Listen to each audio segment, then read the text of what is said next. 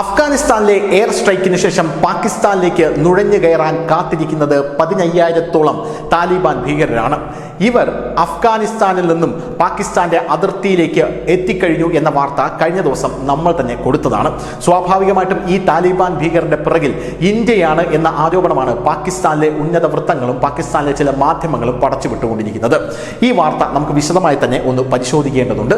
എന്താണ് പാകിസ്ഥാൻ സംഭവിക്കുന്നത്? ഒന്നാമത്തെ കാര്യം. രണ്ടാമത്തെ കാര്യം, താലിബാൻ പാകിസ്ഥാന്റെ അതിർത്തിയിലെത്തുമ്പോൾ പാകിസ്ഥാനകത്തുള്ള മറ്റ് സംഘടനകൾ, അതായത് ബലൂചിസ്ഥാന്റെ ഒരു ബലൂച്ച് ലിബറൽ ആർമി ഉണ്ട്. അതിനകത്ത് അവർ വർഷങ്ങളായി പാകിസ്ഥാൻ ആർമിയെ ടാർഗറ്റ് ചെയ്തുകൊണ്ടിരിക്കുകയാണ്. പാകിസ്ഥാൻ ആർമിയെ നശിപ്പിച്ച് ബലൂചിസ്ഥാനെ എങ്ങനെയെങ്കിലും സ്വാതന്ത്ര്യം നേടിക്കൊടുക്കണം എന്നതാണ് ബലൂച്ച് ലിബറേഷൻ ആർമിയുടെ ഒരു പ്രധാനപ്പെട്ട ദൗത്യം എന്ന് പറയുന്നത്.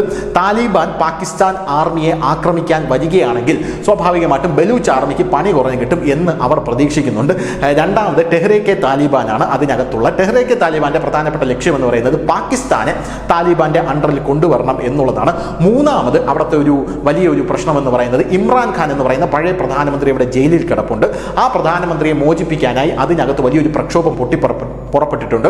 ആ പ്രക്ഷോഭകരും ഇവരുടെ കൂടെ ചേർന്ന് കഴിഞ്ഞാൽ വലിയ രീതിയിൽ പാകിസ്ഥാൻ പ്രതിരോധത്തിലായി പോകും എന്നുള്ള കാര്യത്തിൽ തർക്കമില്ല. നമ്മൾ പറഞ്ഞു വന്നത് താലിബാന്റെ പിറകിൽ ഇന്ത്യയാണോ എന്നുള്ള ചോദ്യമാണ്. സ്വാഭാവികമായിട്ടും നിങ്ങൾക്ക് മനസ്സിലൊരു തോന്നൽ വരും, താലിബാൻ എന്ന് പറയുന്ന ഒരു ഭീകര രാഷ്ട്രമല്ലേ, ഒരു ഭീകര സംഘടനയിലെ, എങ്ങനെയാണ് ഇന്ത്യ താലിബാന്റെ പിറകിൽ അണിനിരക്കുക എന്നുള്ള ഒരു ചോദ്യം വരും. അതിന്റെ ഉത്തരം ജയശങ്കർ, നമ്മുടെ വിദേശകാര്യമന്ത്രി തന്നെ 2 ദിവസം മുമ്പ് പറഞ്ഞിട്ടുണ്ട്. ബംഗ്ലാദേശിലേക്ക് എന്തിനാണ് നമ്മൾ അരി അയച്ചു കൊടുക്കുന്നത് എന്ന് ജയശങ്കറിനോട് ചോദിച്ചപ്പോൾ, ബംഗ്ലാദേശ് നമ്മുടെ ശത്രുരാജ്യമായി മാറിക്കൊണ്ടിരിക്കുകയാണ്, പക്ഷേ ബംഗ്ലാദേശിന് നമ്മൾ അരി കൊടുക്കുന്നത് ബംഗ്ലാദേശ് നയതന്ത്ര പ്രധാനമായിട്ടുള്ള ജിയോ പൊളിറ്റിക്കൽ വളരെ ഇമ്പോർട്ടൻ്റ് ആയിട്ടുള്ള ഒരു സ്ഥലത്താണ് സ്ഥിതി ചെയ്യുന്നത്. ഇന്ത്യക്ക് ചുറ്റുമുള്ള രാജ്യങ്ങളെ ഇന്ത്യയോട് ചേർത്ത് നിർത്തേണ്ടത് നമ്മുടെ കടമയാണ്. അങ്ങനെ ചേർത്ത് നിർത്തിയില്ലെങ്കിൽ അവർക്കുള്ളിൽ പല രാജ്യങ്ങൾ നുഴഞ്ഞു കയറാൻ വരും. അത് ഇന്ത്യക്ക് വലിയ രീതിയിലുള്ള പ്രശ്നമുണ്ടാകും. അതുകൊണ്ടാണ് ശ്രീലങ്കയെല്ലാം നമ്മൾ ചേർത്ത് നിർത്തുന്നത്. ശ്രീലങ്ക ഇന്ത്യയിൽ നിന്ന് അകന്നു പോയപ്പോൾ അവിടെ ഹമ്പൻ തോട്ട തുറമുഖം എന്ന് പറഞ്ഞൊരു തുറമുഖം ചൈന കൊണ്ടുവന്നത് ഏറ്റവും വലിയ ഉദാഹരണമാണ്. അതിനെ ഇന്ത്യക്ക് തടയണമെങ്കിൽ ശ്രീലങ്കയെ ഇന്ത്യ ചേർത്ത് നിർത്തിയേ മതിയാകും. അതാണ് ഒരു സംഭവം. അങ്ങനെ അഫ്ഗാനിസ്ഥാനെയും ഇന്ത്യ ചേർത്ത് നിർത്തിയിരുന്നു. എന്നാൽ അഫ്ഗാനിസ്ഥാനെ ഇന്ത്യ ചേർത്ത് നിർത്തുന്നതിന് പിറകിൽ അജിത് ഡോവലിന്റെ തന്ത്രമാണോ എന്ന് പല ആൾക്കാരും അന്ന് ചോദിച്ചിരുന്നു.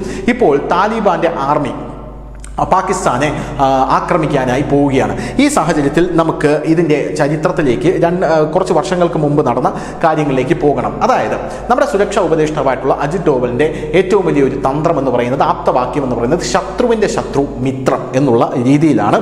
2021 ഓഗസ്റ്റിലാണ് താലിബാൻ എന്ന് പറയുന്ന സംഘടന അവിടെ അധികാരത്തിലേർക്കുന്നത്. നമുക്കറിയാം, താലിബാൻ ഒരു വിസ്മയം എന്ന് പറഞ്ഞ് നമ്മുടെ കേരളത്തിലെ മാധ്യമങ്ങളെല്ലാം വാർത്ത കൊടുത്തതാണ്. താലിബാൻ അവിടെ ഏറുമ്പോൾ യഥാർത്ഥത്തിൽ പാകിസ്ഥാൻ ഒരു രക്ഷാധികാരിയായിരിക്കും ഞങ്ങളുടെ എന്ന് വിചാരിച്ചാണ് താലിബാൻ അവിടെ അധികാരത്തിലേറുന്നത്. അമേരിക്ക അടക്കമുള്ള രാഷ്ട്രങ്ങൾ താലിബാനെ ഇന്ത്യക്കെതിരെ തിരിച്ചുവിടാം എന്നുള്ള വലിയ ഗൂഢലക്ഷ്യത്തോടു കൂടിയാണ് അവരുടെ $7 ബില്യൺ ആയുധങ്ങളും മറ്റും അവിടെ ഉപേക്ഷിച്ച് പോകുന്നത്. താലിബാനിലുള്ള ആൾക്കാർക്കടുത്ത് ഉപയോഗിക്കാനായിട്ട് പാകിസ്ഥാൻ താലിബാനെയും അഫ്ഗാനിസ്ഥാനെയും ഉപയോഗിച്ച് ഭായി ആയിട്ട് നമ്മൾക്ക് നിന്ന് കഴിഞ്ഞ് ഇന്ത്യയെ ആക്രമിക്കാൻ എന്നുള്ള വലിയ പ്ലാനൊക്കെ ആ സമയത്ത് ഇട്ടിരുന്നു. പക്ഷേ യഥാർത്ഥത്തിൽ എന്താണ് നടന്നത്? പാകിസ്ഥാന്റെ ചാരമേധാവിയായിട്ടുള്ള ഫായിസ് ഹമീദിന്റെ ഒരു അപ്രതീക്ഷിത സന്ദർശനമാണ് പാകിസ്ഥാനെ, അതായത് ഇസ്ലാമാബാദിനെയും കാബൂളിനെയും പരസ്പരം അകറ്റിയത്. ആ ഗ്യാപ്പിലാണ് ഇന്ത്യ ഗോൾ അടിക്കാനായി അകത്തേക്ക് കയറിയത്. ആ ഗ്യാപ്പിൽ 2021 ഓഗസ്റ്റ് മുതൽ ഇന്ത്യയും അഫ്ഗാനിസ്ഥാനും തമ്മിലുള്ള ബന്ധം തുടങ്ങി. ഖത്തറിൽ വെച്ചാണ് ആദ്യം കൂടിക്കാഴ്ച നടത്തുന്നത്. അത് സുരക്ഷാ ഉപദേഷ്ടാവായിട്ടുള്ള അജിത് ഡോവലിന്റെ നിർദ്ദേശപ്രകാരമായിരുന്നു. ഇന്ത്യൻ അംബാസഡറായിട്ടുള്ള ദീപക് മിത്തലും താലിബാൻ നേതാവായിട്ടുള്ള ഷിർ മുഹമ്മദും ഖത്തറിൽ വെച്ച് കൂടിക്കാഴ്ച നടത്തുന്നു. ആദ്യം തന്നെ താലിബാന്റെ അഭ്യർത്ഥന ഉണ്ടായിരുന്നു, അപ്പോൾ ഞങ്ങളുമായിട്ട് നിങ്ങളൊന്ന് സംസാരിക്കാൻ വരാമെന്ന് പറഞ്ഞ് കൂടിക്കാഴ്ച നടത്തി. ഈ സാഹചര്യത്തിൽ പല ഡീലുകളും ഉറപ്പിക്കപ്പെട്ടു എന്നുള്ളതാണ്. എന്താണ് ആദ്യത്തെ ഡീൽ എന്നുള്ളതല്ലേ? ശത്രു രാജ്യങ്ങൾ ഞങ്ങളെ ആക്രമിക്കാൻ, നിങ്ങളെ കരുവാക്കാനായി ഒരുങ്ങുകയാണ്. അതുകൊണ്ട് നിങ്ങൾ അതിന് നിന്ന് കൊടുക്കരുത് എന്ന ഉറപ്പ് ഞങ്ങൾക്ക് വേണം എന്നാണ് ഇന്ത്യ ആ സമയത്ത് താലിബാനോട് ആവശ്യപ്പെട്ടത്. താലിബാൻ ആ ഡീല് അവിശ്വസനീയമെന്ന് പറയട്ടെ അംഗീകരിച്ചു. രണ്ടാമത്തെ കാര്യമെന്ന് പറയുന്നത് അഫ്ഗാനിസ്ഥാനിലെ ഇന്ത്യൻ പൗരന്മാരുടെ സംരക്ഷണമാണ്. ഇതിന് പകരം എന്താണ് ഇന്ത്യ അവർക്ക് കൊടുക്കുക എന്നുള്ള ചോദ്യത്തിന് ഒന്നും കൊടുക്കുന്നില്ല. കുറച്ച് ഭക്ഷ്യധാന്യങ്ങൾ മാത്രമാണ് ഇന്ത്യ അഫ്ഗാനിസ്ഥാന് കൊടുക്കുന്നത്. കാരണം ഇന്ത്യക്ക് മാത്രമേ അത് കൊടുക്കാൻ സാധിക്കുകയുള്ളൂ. പട്ടിണിയിൽ കിടക്കുന്ന പാകിസ്ഥാന് പോലും അഫ്ഗാനിസ്ഥാന് ഭക്ഷ്യധാന്യങ്ങളൊന്നും കൊടുക്കാൻ സാധിക്കില്ല. അതുകൊണ്ട് തന്നെ ഇന്ത്യ ഗോതമ്പും മറ്റും അഫ്ഗാനിസ്ഥാനിലേക്ക് കയറ്റി അയക്കുന്നുണ്ട്. ഇതോടുകൂടി താലിബാനും നമ്മളും ഒന്നിച്ചു എന്നുള്ളതാണ്, അല്ലെങ്കിൽ ഭായിയായി തുടർന്നു എന്നുള്ളതാണ് ആദ്യത്തെ കാര്യം. ഇനി രണ്ടാമത്തെ സംഭവം എന്ന് പറയുന്നത് 2022 ജൂണിൽ നമ്മുടെ വിദേശകാര്യ ഉപമന്ത്രിയായിട്ടുള്ള JP സിംഗ് അദ്ദേഹവും ഒരു സംഘം ആൾക്കാരുമായി അഫ്ഗാനിസ്ഥാൻ സന്ദർശിക്കാൻ പോയി. നിങ്ങൾക്ക് വിശ്വസിക്കാൻ സാധിക്കുമോ? താലിബാൻ ഒരു ഭീകര സംഘടനയാണെങ്കിൽ എന്തിനാണ് അഫ്ഗാനിസ്ഥാൻ സന്ദർശിക്കാൻ പോകുന്നത്? അങ്ങനെ അഫ്ഗാനിസ്ഥാൻ സന്ദർശിക്കാൻ കാബൂളിലേക്ക് പോയി. ഊഷ്മളമായ വരവേൽപ്പ് അവിടെ ലഭിച്ചു. താലിബാന്റെ ആക്ടിംഗ് വിദേശകാര്യമന്ത്രിയായിട്ടുള്ള അമീർ ഖാൻ മുത്താഖിയെ ഇവർ കണ്ടു. അമീർ ഖാൻ മുത്താഖിയുമായി അന്നും പല ഡീലുകളും ഉറപ്പിക്കപ്പെട്ടു. ഇതൊക്കെയാണ് പാകിസ്ഥാനെ ഇപ്പോൾ ഇന്ത്യയാണോ താലിബാന് പിറകിൽ എന്ന് ചിന്തിപ്പിക്കാൻ പ്രേരിപ്പിക്കുന്ന ഘടകം എന്ന് പറയുന്നത്. ഇനി അടുത്ത സംഭവം, ഇന്ത്യയുമായി സൈനികവും നയതന്ത്രപരവുമായിട്ടുള്ള ഒരു കരാറിൽ ഞങ്ങൾക്ക് ഏർപ്പെടണം എന്ന ആഗ്രഹം അഫ്ഗാനിസ്ഥാൻ പ്രകടിപ്പിച്ചു. അതായത് ഇന്ത്യൻ സൈന്യവുമായി ഞങ്ങൾക്ക് ഒരുമിച്ച് പ്രവർത്തിക്കണം, നയതന്ത്രപരമായി നമ്മൾ രണ്ട് രാജ്യങ്ങളും ഒരുമിക്കണം എന്നാണ് അഫ്ഗാനിസ്ഥാൻ പറയുന്നത്. ഇതോടുകൂടി പാകിസ്ഥാൻ പൂർണ്ണമായും ഒറ്റപ്പെടുന്ന ഒരു സാഹചര്യം ഉണ്ടായിട്ടുണ്ട്. പക്ഷേ ഇന്ത്യ ആ സമയത്ത് അതിന് മുതിർന്നിരുന്നില്ല. എങ്കിലും അവിടെയുള്ള പ്രതിരോധ മന്ത്രിയായിട്ടുള്ള മുല്ല യാക്കൂബ് എന്ന് പറയുന്ന ആ പ്രതിരോധ മന്ത്രി ഇതിൽ താല്പര്യം പ്രകടിപ്പിച്ചു. ഇന്ത്യ അത് പറ്റില്ല എന്നുള്ള പറഞ്ഞിട്ടില്ല, എങ്കിലും ഒരു അർത്ഥസമ്മതം മാത്രമേ ഇന്ത്യ മൂളിയിട്ടുള്ളൂ, പൂർണ്ണമായും സമ്മതിച്ചിട്ടില്ല. അങ്ങനെയുള്ള ഒരു സാഹചര്യത്തിൽ മുല്ല യാക്കൂബ് പറഞ്ഞത് നിങ്ങളുടെ എംബസി കാബൂളിൽ, അതായത് ഇന്ത്യയുടെ എംബസി കാബൂളിൽ തുടങ്ങണം എന്നാണ് പറഞ്ഞത്. മറിച്ച് ഇന്ത്യയിൽ അഫ്ഗാനിസ്ഥാൻ എംബസി ഉണ്ടെങ്കിലും താലിബാന്റെ ഒരു പ്രതിനിധികളെയും ഇന്ത്യ അഫ്ഗാനിസ്ഥാൻ എംബസിയിലേക്ക് കയറ്റിയിരുന്നില്ല. ഇതേ തുടർന്ന് ഇന്ത്യ ഒന്ന് കണ്ണടച്ചു. താലിബാന്റെ അവിടെയുള്ളതിൽ വെച്ച് ഏറ്റവും വിദ്യാഭ്യാസമുള്ള ഒരാൾ ഇപ്പോൾ ഇന്ത്യൻ എംബസിയിൽ ഇടയ്ക്കിടയ്ക്ക് വന്നു പോകും. ഇന്ത്യ ഒന്നും പറയാറൊന്നുമില്ല. കാരണം ഇന്ത്യയും അഫ്ഗാനിസ്ഥാനും നല്ല ടേംസിലാണ് മുന്നോട്ട് പോകുന്നത് എന്നുള്ളത് കൊണ്ടാണ്.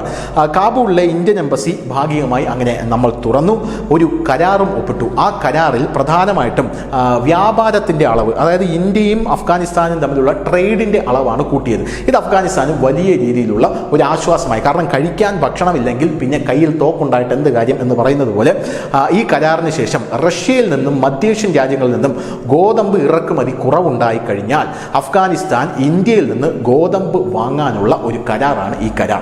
ഈ കരാർ കൂടെ വന്നതോടുകൂടി പാകിസ്ഥാൻ പൂർണ്ണമായിട്ടും ഒറ്റപ്പെടുന്ന ഒരു സാഹചര്യമുണ്ടായി. ന്യൂഡൽഹിയും താലിബാനും തമ്മിൽ വലിയ രീതിയിലുള്ള അകൽച്ചയിൽ നിന്ന് അടുത്തു വന്നു. ഇസ്ലാമാബാദും കാബൂളും ഒറ്റപ്പെട്ടു. അതിനിടയിലാണ് ഇപ്പോൾ ഈ പാകിസ്ഥാനിലേക്ക് ഈ ഒരു ആക്രമണം താലിബാൻ നടത്താനായിട്ട് ഒരുങ്ങുന്നതും. ഇതിൻ്റെ പിറകിൽ ഇന്ത്യയാണോ എന്ന് പാകിസ്ഥാൻ സംശയിക്കാൻ ഇതിലും വലിയ റീസൺസ് അല്ലെങ്കിൽ കാരണങ്ങൾ ഒന്നും വേണ്ട എന്നുള്ളതാണ്. കാരണം ഇന്ത്യയും അഫ്ഗാനിസ്ഥാനും ഇപ്പോൾ നല്ല സുഹൃത്തുക്കളാണ്, സൗഹൃദ ബന്ധത്തിൽ തുടരുകയാണ്. ചൈനയുമായും അഫ്ഗാനിസ്ഥാന് യാതൊരുവിധ ബന്ധവുമില്ല. ആ ഗ്യാപ്പെല്ലാം ഇന്ത്യ അടച്ചു കഴിഞ്ഞു. യഥാർത്ഥത്തിൽ ബംഗ്ലാദേശിൽ ഇന്ത്യക്കെതിരെ ഒരു റോഹിംഗ്യൻ ആർമിയെ പാകിസ്ഥാൻ അവിടെ ISI ചാരന്മാർ പോയി അവിടെ ഉണ്ടാക്കി ഇന്ത്യക്കെതിരെ തിരിച്ചു വിടുന്നുണ്ട് എന്ന് നമുക്ക് എല്ലാവർക്കും അറിയാം. അതുപോലെ തന്നെ ഇന്ത്യക്കും പാകിസ്ഥാനകത്ത് പല ആംഗിളുകളിൽ ആഭ്യന്തര യുദ്ധം ഉണ്ടാക്കാൻ അറിയാം എന്ന് കാണിക്കുന്നതിൻ്റെ ക്ലാസിക് ഉദാഹരണമാണ് ഇത് എന്നുള്ള കാര്യത്തിൽ യാതൊരുവിധ തർക്കവുമില്ല. ഇന്ത്യക്കും പാകിസ്ഥാനകത്ത് അത് ബലൂച്ച് ആർമി ആയിക്കൊള്ളട്ടെ അല്ലെങ്കിൽ ടെഹ്രീക്കെ താലിബാൻ ആയിക്കൊള്ളട്ടെ, ഇപ്പോൾ പാകിസ്ഥാനുമായി വലിയ രീതിയിൽ കൺഫ്രണ്ടേഷനിൽ നിൽക്കുന്ന ഈ താലിബാൻ ആയിക്കൊള്ളട്ടെ, ഇതിൻ്റെ എല്ലാം പിറകിൽ ഇന്ത്യയാണ് എന്ന് പാകിസ്ഥാൻ നിലവിളിച്ചുകൊണ്ടിരിക്കുകയാണ്. അജിത് ഡോവലിൻ്റെ ബുദ്ധിയാണ് എന്നുള്ളതാണ് പാകിസ്ഥാൻ്റെ നിലവിലുള്ള വലിയ ആരോപണം. ന്യൂസ് ഡെസ്ക് ന്യൂസിൻ്റെ മലയാളം.